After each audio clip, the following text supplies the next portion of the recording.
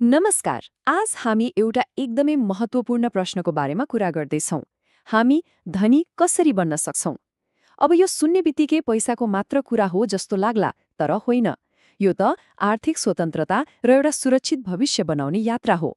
ल, आउनुहोस्, यो यात्रामा लुकेका रहस्यहरू के रहेछन् पत्ता लगाउँ। धनी भन्ने बित्तिकै हाम्रो दिमागमा के आउँछ? सायद पैसाको ठूल्ठूलो थुप्रो, होइन त? तर साँचो धन भनेको त्योभन्दा धेरै माथिको कुरा हो। यो त कस्तो भने आर्थिक रूपमा ढुक्क हुनु, मनमा शान्ति हुनु र जीवनमा एउटा सन्तुलन पाउनु हो। यी सबैको एउटा मिठो मिश्रण हो।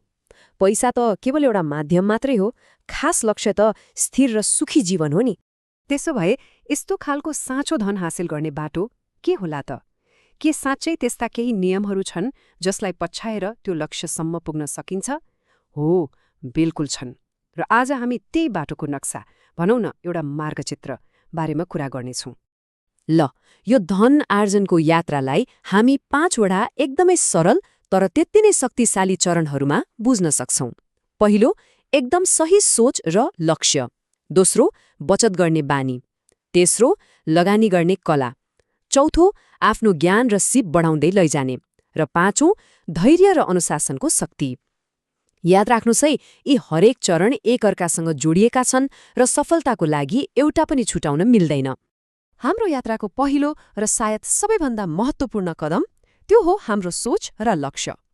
सोच्नुहोस् त, कुनै पनि ठूलो घर बनाउनु अघि त्यसको जग बलियो हुनुपर्छ, होइन र? हो, ठ्याक्कै त्यस्तै। आर्थिक सफलताको जग भनेकै हाम्रो मानसिकता हो। आर्थिक सफलता बाहिर खोजेर पाइँदैन, यो त भित्रबाट, मतलब आफ्नै सोचबाट सुरु हुन्छ। पहिले त हामीले आफ्नो दिमागमा अल्झिएर बसेका ती नकारात्मक सोचका धागाहरूलाई फुकाउनुपर्छ। जब सोचाइ सफा र स्पष्ट हुन्छ नि, तब मात्रै हामीले आफ्नो लक्ष्य पनि प्रष्ट देख्न सक्छौं र त्यतैतिर एकदमै दृढ भएर अगाडि बढ्न सक्छौं। ल, जब मानसिकता सही भयो, अब पालो आउँछ दोस्रो कदमको, त्यो हो बचत गर्ने बानी। यो सुन्दा एकदमै सामान्य लाग्न सक्छ, तर व्यवहारमा यो एकदमै शक्तिशाली कुरा हो। यो सिद्धान्तले के भन्छ भने आफ्नो कमाइको मालिक आफै बन्नुहोस्। यो तराजुलाई हेरौँ त, यसले हाम्रो वित्तीय जीवनको सबैभन्दा ठूलो सत्य देखाइरहेको छ। एकातिर छ हाम्रो आम्दानी र अर्कोतिर छ हाम्रो खर्च। जबसम्म खर्चको पल्ला आम्दानीभन्दा हल्का हुँदैन, मतलब खर्च आम्दानीभन्दा कम हुँदैन, तबसम्म बचत भन्ने कुरा त सम्भवै हुँदैन। हरेक महिना कमाइको एक हिस्सा पहिले आफैलाई तिर्ने अर्थात् बचत गर्ने बानी नै धनी बन्ने बाटोको पहिलो व्यावहारिक कदम हो। ओके, बचत गर्नु भनेको त पैसा जम्मा गर्नु भयो। तर अब तेस्रो चरणले हामीलाई के सिकाउँछ भने त्यो जम्मा भएको पैसालाई चुपचाप राख्ने होइन, त्यसलाई काममा लगाउनुपर्छ। हो, यही हो लगानीको शक्ति।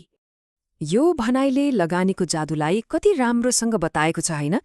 बचत गरेको पैसालाई सिरानी मुनि वा ब्याङ्कमा मात्रै राख्दा त त्यो बढ्दैन, तर जब त्यसलाई सही ठाउँमा लगानी गरिन्छ नि, त्यो पैसाले आफै काम गर्न थाल्छ र भनौँ न पैसाले पैसा कमाउन थाल्छ।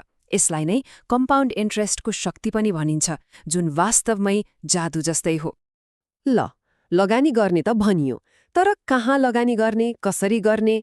हो, यी प्रश्नहरूको जवाब हाम्रो चौथो चरणमा लुकेको छ, र त्यो हो सिप र ज्ञान। यो यस्तो सम्पत्ति हो जसलाई न कसैले चोर्न सक्छ, न यो कहिल्यै पुरानो हुन्छ, बरु समयसँगै झन बढ्दै जान्छ। आजको यो यति छिटो परिवर्तन भइरहेको संसारमा सबैभन्दा मूल्यवान सम्पत्ति भनेको हाम्रो दिमागभित्रको ज्ञान नै हो। जति धेरै सिकिन्छ, कमाउने क्षमता पनि त्यति नै बढ्छ, र जति धेरै बुझिन्छ, लगानी गर्ने निर्णय पनि त्यति नै राम्रो हुन्छ। भन्नुको मतलब ज्ञानले अवसरका अनगिन्ती ढोकाहरू खोलिदिन्छ। ल, हामीले सोच बदल्यौं, बचत गर्न थाल्यौं, लगानी पनि गर्यौं अनि सिक्दै पनि गयौं। तर यी सबै कुरालाई एकै ठाउँमा बाँधेर राख्ने एउटा बलियो धागो चाहिन्छ। त्यो हो हाम्रो अन्तिम चरण, धैर्य र अनुशासन। किनकि धनी बन्नु भनेको 100 मिटरको दौड होइन, यो त एउटा लामो म्याराथन हो। सम्पत्ति भनेको एउटा रुख जस्तै हो, जुन एकै रातमा हुर्केर फल दिँदैन। यसलाई पहिले रोप्नुपर्छ, दिनदिनै पानी हाल्नुपर्छ र धैर्यताका साथ बढ्न दिनुपर्छ। बाटोमा कहिलेकाहीँ आँधीबेहरी आउँछ, मतलब बजारमा उतार चढाव आउँछ, तर अनुशासनले हामीलाई आफ्नो लक्ष्यमा टिकाइराख्छ, ताकि एक दिन त्यही रुखको शीतल छ्यारीमा बसेर आनन्द लिन सकियोस्। भनेपछि अन्तिममा हामीले के बुझ्यौं त? धनी बन्नु भनेको कुनै एउटा मात्रै काम गरेर हुने कुरा होइन रहेछ। यो त गाडीको 5वटा गियर जस्तै हो। सही सोच, बचत, लगानी, ज्ञान र अनुशासन। जब यी सबै गियरहरू एक आपसमा मिलेर सही तालमेलमा घुम्न थाल्छन्, तब मात्रै आर्थिक प्रगतिको इन्जिन स्टार्ट हुन्छ र अगाडि बढ्छ। यी सिद्धान्तहरू कुनै जादुको गोप्य सूत्र त होइनन्, तर यदि यिनीहरूलाई जीवनमा अपनाइयो भने यिनीहरूले आर्थिक भविष्यलाई पक्कै पनि परिवर्तन गर्न सक्छन्। अब प्रश्न यो होइन कि कुन सिद्धान्त सबैभन्दा महत्त्वपूर्ण छ।